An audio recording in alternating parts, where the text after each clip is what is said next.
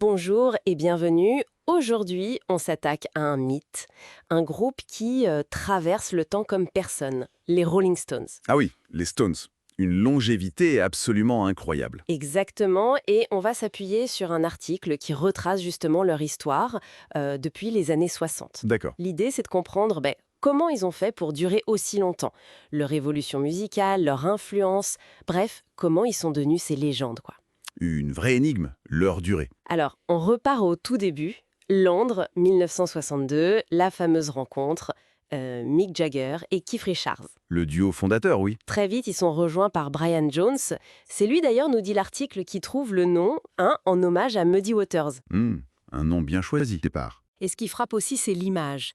Tout de suite, ils se positionnent comme les mauvais garçons. L'antithèse parfaite des Beatles qui étaient plus sages, en apparence du moins. C'est ça, l'article insiste là-dessus. Dès le premier concert au Marquis Club en juillet 62, c'est l'énergie brute, l'attitude un peu rebelle. Et ça marche très vite. Ah oui, le succès arrive avec des tubes comme I Can Get No Satisfaction, Painted Black.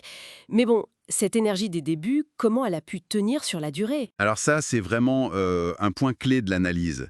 Leur capacité à se réinventer. C'est peut-être ça leur plus grande force. Ah oui, hein. Bah oui, ils auraient pu rester sur le créneau blues rock, comme leur reprise Little Red Rooster. Mais non, Ils ont évolué? exactement. Dès les années 70, ils commencent à explorer d'autres sons. L'article mentionne Sticky Fingers, Exile on Main Street. Des albums mythiques. Tout à fait. Et là, on entend du country, du gospel, même du funk qui s'intègre à leur rock'n'roll de base. Ça devient plus riche, plus complexe, tu vois. Sans perdre leur identité. C'est ça l'équilibre. Et c'est cette adaptation constante qui leur permet de traverser les décennies. Beaucoup de groupes des 60s ont disparu. C'est vrai. Mais eux, dans les années 80, ils sont encore au top avec Start Me Up. Dans les années 90, pareil. Et même au 21e siècle. A Biggle Bang, les tournées mondiales gigantesques. C'est assez unique comme parcours. Effectivement, l'article montre bien cette évolution sans reniement. C'est fascinant.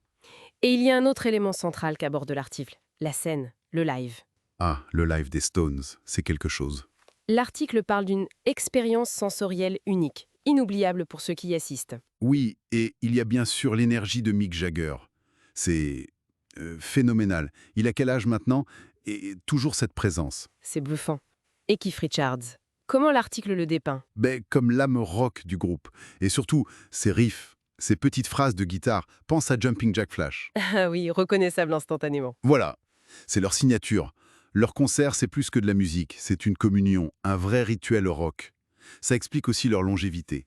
Et au-delà de la musique, l'article va plus loin. Il parle d'eux comme d'une institution culturelle. Tout à fait.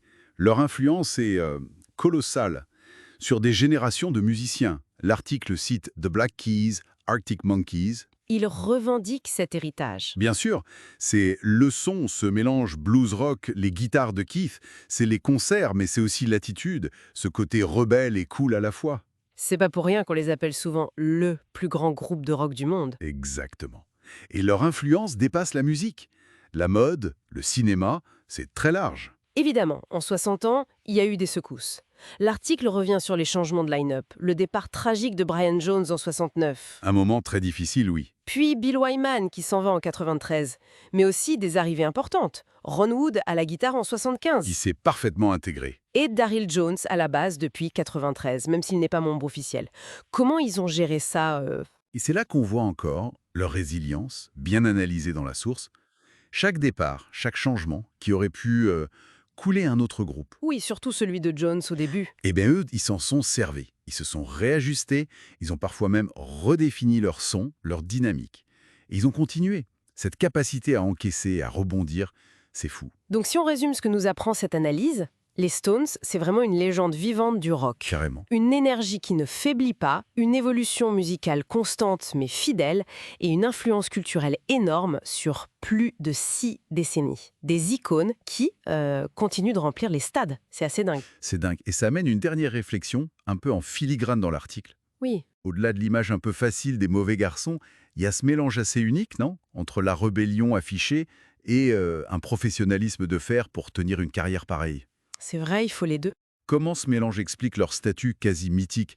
Et finalement, qu'est-ce que leur succès qui dure, nous dit sur ce que le public cherche encore et toujours dans le rock? Bonne question pour finir. De quoi réfléchir. Voilà, matière à discussion.